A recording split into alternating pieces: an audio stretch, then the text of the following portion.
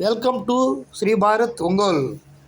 ఈరోజు దర్శిలో ఏపీ ముఖ్యమంత్రి నారా చంద్రబాబు నాయుడు గారికి ఘనస్వాగతం పలికిన మంత్రులు, ఎమ్మెల్యేలు, ఎంపీలు, ప్రభుత్వ అధికారులు, నాయకులు, కార్యకర్తలు భారీగా స్వాగతం సుస్వాగతం పలికారు.